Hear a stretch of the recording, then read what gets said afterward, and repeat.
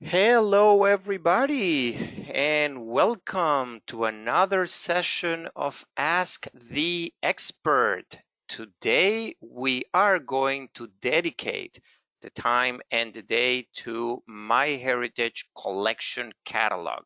Today, it's a very special day for multiple reasons, and you will discover probably each of them through the 30 minutes time that we have to dedicate to this subject. My name is Daniel Horowitz. I'm the genealogy expert at MyHeritage, and probably you know me, you heard me already lecturing around the world, and now virtually from Israel, our headquarters. I'm dedicated to genealogy since 1986. I participate as a teacher in a family history project. I volunteer my time for the Israel Genealogy Research Association. You already know a lot about me, but today I am not the expert who is going to reveal all the knowledge, because I have invited my very special friend, Lisa Louise Cooke. Lisa is the author of a variety of multimedia offerings, including and probably mainly the Genealogy Gems. It's a website subscription featuring classes on videos and Genealogy Gem premium podcast as well. And she has published 4 books so far: The Genealogy's Google Toolbox, Mobile Genealogy, How to Find Your Family History in Newspapers, and Genealogy Gems Ultimate Research Strategies, and the video series Google Earth for Genealogy. And I know Lisa for a long time, and I love at least seeing her every time in conferences, which we haven't done that in a lot of time. And besides that, with Lisa is always Bill, side by side as the husband and the CEO of the company. Also, Lisa's daughters are in the business, and I love to have you today in the show. Lisa, welcome. Thank you so much, and happy birthday, my dear Oh, friend. come on. Yep, that's another What an reason. awesome day. It's a wonderful day. It isn't, I think that is the best way I can spend my birthday, right? Around my friends, both virtually and physically, with my family. And I am actually in a very special place here in Israel. If you want to see how magical it is, you're more than welcome to go to any of the social media and see it right there. Thank you very much, Lisa. And for those of you who are new to this is as hands-on. This is live, and Lisa is going to show us right now her screen and tell us all about it. In the meantime, you can put all your questions and comments in the panel over there. I'm going to keep an eye on that, and hopefully be able to answer your questions. And if not, at the end, we're going to dedicate time to that. So thank you, everybody, for the birthday wishes. Go ahead, Lisa. Well, it's a joy to be here. I will do anything that Daniel asks me to do. He's just a wonderful, dear man, and I love my heritage. And so I am coming to you today as, I don't know if I'm the expert, but I am a passionate user, as I know that you probably are as well. And I want to really talk about exploring the MyHeritage collection catalog, because this is such a wonderful tool. As Daniel mentioned, I do the Genealogy Gems podcast. So if you have one of these, a smartphone, you can go in your podcasting app. You can go into the App Store, put in Genealogy Gems. It's a free show, and you can listen to that and take me with you. And I was very fortunate to have Daniel as a very special guest of mine on 11s is with Lisa. It's funny. I just ran over from that live show on YouTube right here to this webinar, and I had like 2 minutes to spare. It's been a joy to do, particularly during this difficult time of being kind of locked down with COVID-19. But I had Daniel on episode 15. I really encourage you to join us for that episode or any of the episodes at my website or on the Genealogy Gems YouTube channel. And I have to tell you that we already have people in the audience that are following you right from that, right straight here. I told them, just hang on to my coattail. Let's go, and head over to the other webinar. Well, one of the things we've talked about on that show, 11s is with Lisa, which is every Thursday, is if you keep looking for in the same places, you're going to keep finding the same things. And that isn't very satisfying when it comes to genealogical research. Well, our usual starting place when we get to MyHeritage is often you go on the menu under research and you go to search all records. That's logical. That's a great place to be searching. But that's sometimes always the same place. And I want to mix this up because you can really expand your horizons with this collection catalog. It's just one more notch down. And so often we don't see it because we're going straight to search. But click the collection catalog. And here's what we're going to talk about. I want to talk about how to navigate it because it's a little different than when you're in search mode. We are going to be searching within the catalog again. That's just slightly different than when you're doing the super search fields.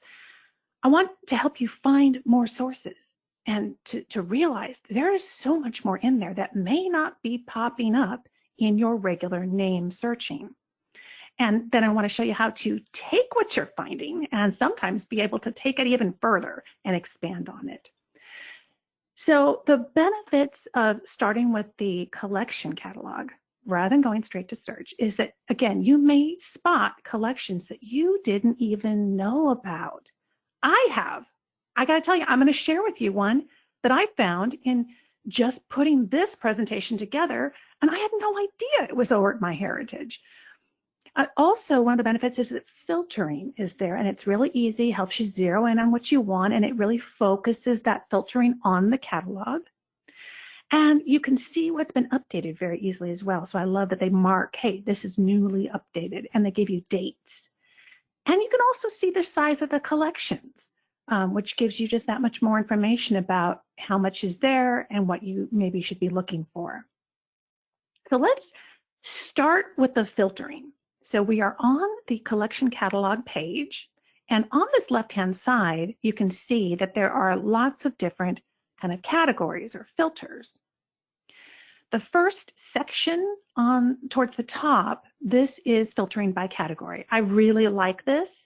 It's also been very educational to go in here on a regular basis just to see what the categories are. Are there any new categories? Because they're always adding records. So that's why being familiar with this catalog is important. Right now, at least as of, I think, yesterday, there were 6,623 record collections here at the catalog. They're divided into these 14 categories, but this represents a huge number, over 12 million records, and it's probably more than that because it keeps growing. So we could just start by browsing the catalog and clicking one of these categories. We could also refine and filter down by location. And my thought is you might as well, if you know you're searching in Canada or you know you're searching in the USA, you might as well clear the rest of that stuff out of your way and focus in by location. It's a very powerful way to go about browsing and searching. In fact, when I click just USA, now I'm down to 3,200 collections, and this kind of clears the field a little bit so I can really focus on what I'm trying to accomplish in my research. And of course, you can also filter by years, by time frame. So again, very helpful, and it's really interesting to see, how far back some of these record collections go. That's really very cool. And down at the bottom, you might not always notice it, but you can filter by showing collections only that have images. And I love photos. In fact, I just did a free webinar on I think it was MyHeritage. We did a MyHeritage over at Legacy, and it was about photos and the photo discoveries over at MyHeritage. There's nothing like visual imagery to kind of enhance and expand what you're doing. I'm a very visual learner, so I love going in and clicking this box and just exploring the items in the catalog that do include images. The nice thing is, too, you don't have to just pick one, okay? So when you get into the catalog, and I encourage you, play with it, click on stuff. Don't be timid. People will often ask me, oh, well, did you go to some course? How did you get, to know how to do all these things? I'm not afraid to click. We could even call it hacking if you want to, but nothing's going to break. And we don't have to be timid or feel like we have to know where we're going. Sometimes just a nice little session of click here, click there, and see what happens can really familiarize you with a website like MyHeritage. So you can come over here and you can start clicking and first selecting your category. So here I've done schools and universities, narrowing down to yearbooks, picking only the USA. So we can actually layer these filters on top of each other to help us get there faster. Now, I mentioned to you that there are going to be collections in here you may not even realize they have. Some of them, some of my favorites, maps, again, a very visual collection, newspapers, and while newspapers may be popping up in some of your name searches, you may be missing papers that have just your addresses of your ancestors. I've done address searches where an advertisement comes up for selling their home, but it doesn't name them, but it's their house when they lived there. So, I mean, it's really interesting to see what's there that may not be coming up when you just search on names. So here's the one I was telling you about, that you might be able to spot collections that you didn't even know were there. So this is just a little clipping from a collection of letters that I have from this wonderful, sweet couple, my grandparents on my paternal side, my Pauline and J.B. Moore.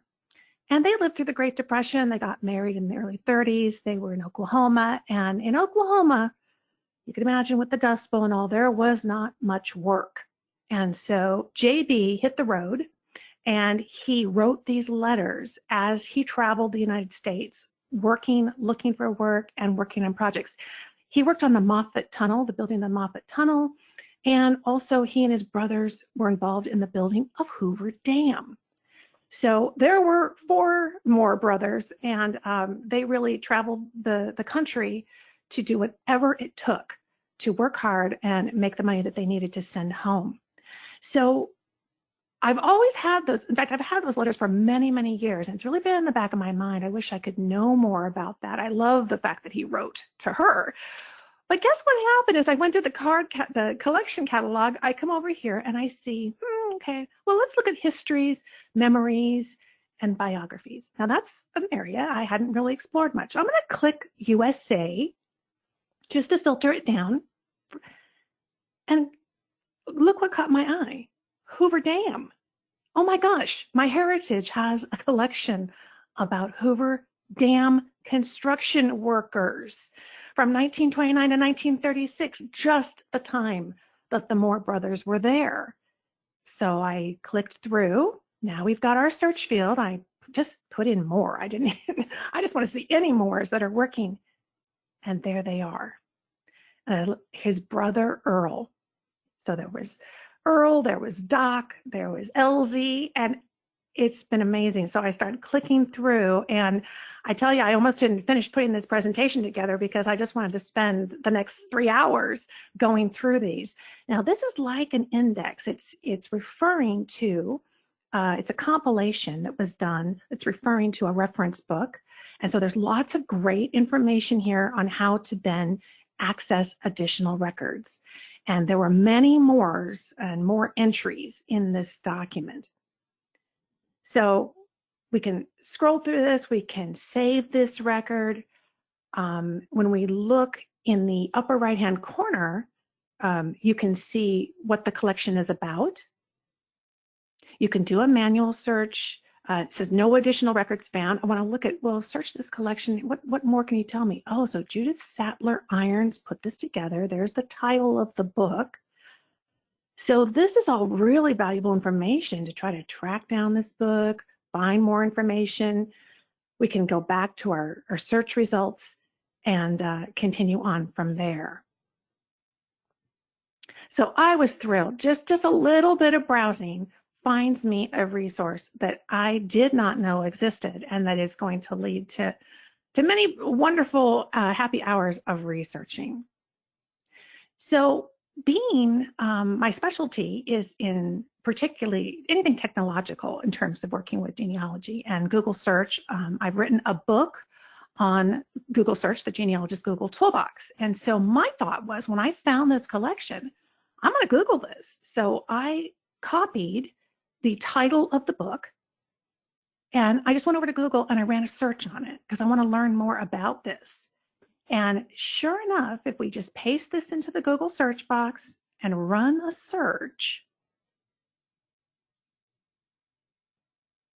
we're going to find, there it is, MyHeritage. Oh, who wouldn't? There you go.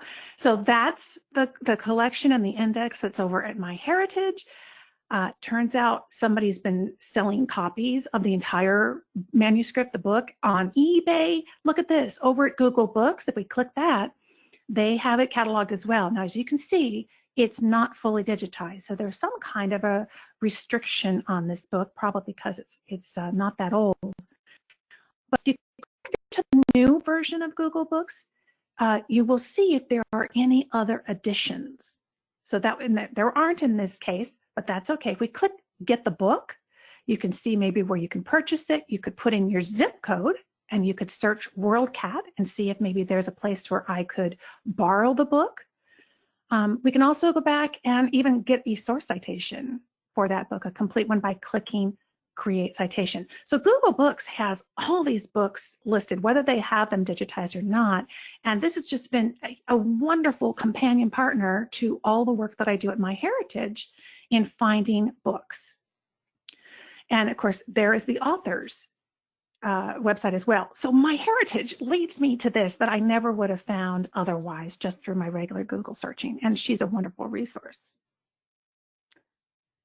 So what else can we do at the collection catalog? Well, using the search field, we can find collections. So when you use the catalog search field, you're going to be searching for words that will appear in the titles of collections.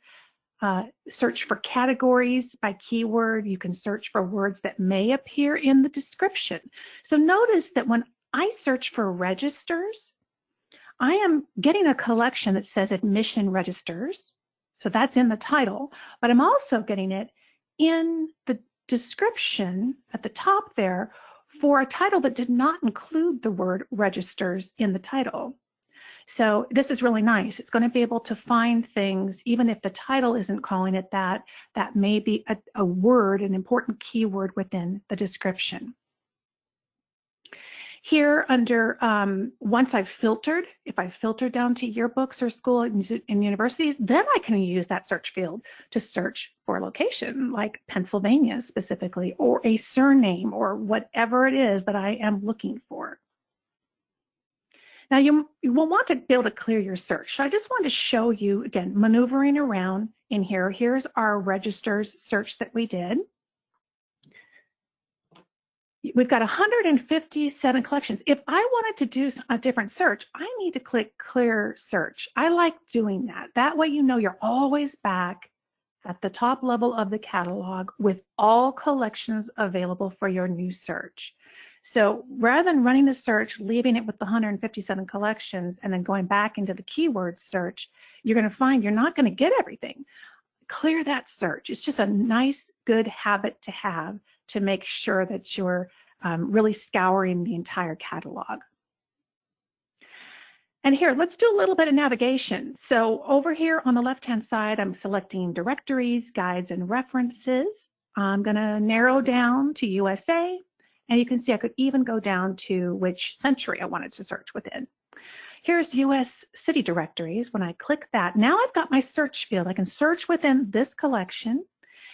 I love the breadcrumb trail at the top because I can go back to all collections. And of course, now they've been renovating Super Search, the field. So you've got all these categories on the same page with the Super Search so that you can go back and you can, again, get categories, or at the top, I love it, there's a link, browse the entire catalog. Brings you right back to square one.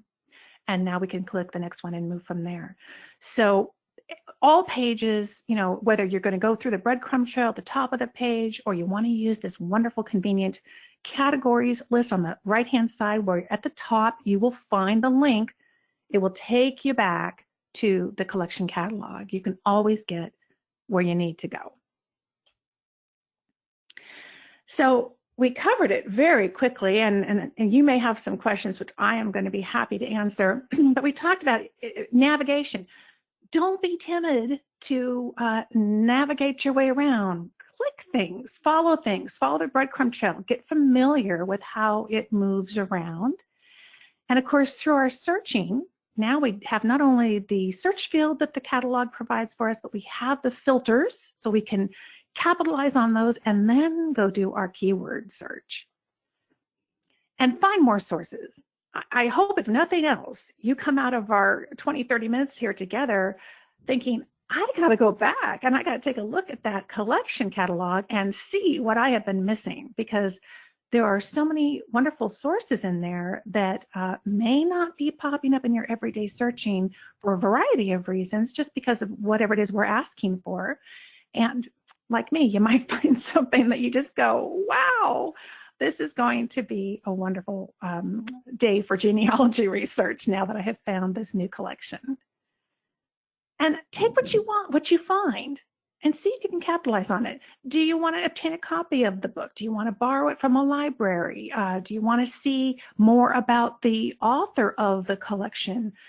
There's lots of great information in the descriptions for each collection that if you want to learn more, you can use Google and go search and capitalize on what you found and keep seeing what else is out there.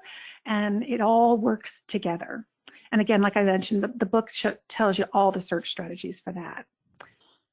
So that, in a nutshell, is your introduction to exploring the collection at catalog at MyHeritage. I really encourage you to do it. Even if you just spent 30 minutes exploring as we did here today, it's going to be worth your while. So I'm going to invite Daniel back and see if anybody has any questions that I can answer, or chances are he would probably answer too. Wow. Yeah, definitely. I see questions coming in, and I'm thrilled, Lisa, to learn and to see how other people are actually using MyHeritage. And before we go to the questions, and yes, there are piling up, I just want to go a little bit over some very important announcements, and you more or less already said a few there. So first, and you mentioned MyHeritage and Family Tree Webinars Legacy page have webinars that people can attend live for free or view the recordings. And yes, we have a couple actually from you there, if I'm not mistaken, and they are totally free. Yes. With closed caption included. So if you want to keep learning, feel free to visit the page, and I'm going to put some URLs in the chat, and I previously put the Genealogy Gems URL there as well. The other invitation that I have is for the Ask the Experts that we're having every Thursday at 1 p.m. And yes, this was the last one in July, but August is already there and ready for you to register with a little change, because as Lisa said, we just today change and improve the navigation of the search engine. So I had to change a little bit the order and squeeze on the second week of August one special Ask the Expert to show you what's new and how to master this new interface of the MyHeritage search engine. And then we already have subjects up till September. You have the URL in the chat, and you can go and register for all of them. The knowledge base in education.myheritage.com is always also another place where you can visit, you can watch recordings, you can read articles, you can download resources, everything for free without even registration. And that is all, like from my side at least. I think Lisa did a wonderful job. I enjoyed very much, and I'm seeing here, Lisa, that I was not the only one. People, thank you very much for all this. And I have a couple of questions. Marta is asking, will the Caribbean be in the catalog under Latin America? And yes, I actually prepare that here for you. I just was following Lisa with the countries. Instead of putting USA, I selected Latin America. And then you have the option to refine further, and you will see the list of countries. So if you want the Bahamas, if you want Barbados, Caribbean islands, Costa Rica, probably Curacao, it's also there, Jamaica. You can just select the collection and see what we have for that specific area. There is also another question from Wen here about the photo uploads, if they become searchable under the image collection. And yes, we do have a photo collection there, and it is become searchable as well, as long as you fill in the name of the people, you tag people in the photo, or the title of the photo or the location of the photo, it's in the metadata or the data that you type in the photo. That will make the photo also become part of the image collection. If you don't want that, you can still go to the privacy settings and make your album totally private. Barbara is asking a very important question, and I'm not a salesperson, but she asked if the collections are free. Well, depends, more or less, not all of them. Lisa, where's that button that you just showed to clear the search? I don't find it, so let's do I collection think that was catalog. after we did a keyword. You need to do a search for that. Okay, so I didn't do a search. I was only browsing with the filters. But now that I have everything here, I just want to show that some of the collections will actually have a free tag. If I go, for example, and I know in the death, birth, marriage, and death, Billion Graves, for example, is free. The US Social Security Death Index is free. Every collection or any collection that will not have this free tag means that you actually need a data plan or a complete plan to access the collection. And that is Sue question. Yes, the full membership, the complete account that we called in MyHeritage, will give you access to the records, or only a data plan, if you want, will also give you access to that. Thank you, thank you, thank you. Happy birthday, thank you. What all those clear search do, was asking Paul. So Paul, as Lisa said, it will just reset all your search, the previous search, and will bring you back to the very first step for the search engine. Rosalind is delighted, and okay, Terence is having a few problems here. Marta just found an ancestor from Portugal who died in the US very young. Where in the world you start looking on MyHeritage? Okay, Lisa, do you have, let me reread the question. I just found an ancestor from Portugal who died in the US very young, so not lots of records, such as the town area in Portugal he was from. Where would you start looking on MyHeritage? Do you have any suggestions? Does she want to find the records in Portugal or in the US? Very good question. Let's say both, because MyHeritage is worldwide and we have actually records both from the US and from Portugal.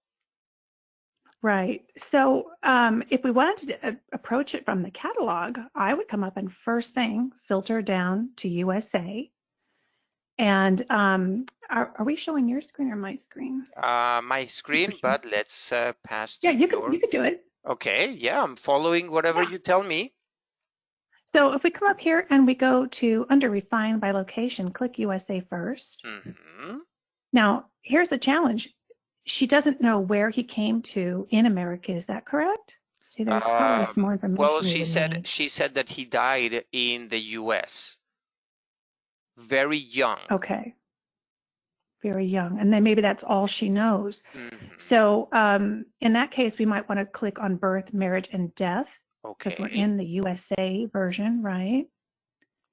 But, Will this will show you. Will it have a social security number if he was young? No, probably not. I would expect him to be, but again, I don't know the time frame. So, and Marta has the city where he came from. He came to. right. That may really be a super search.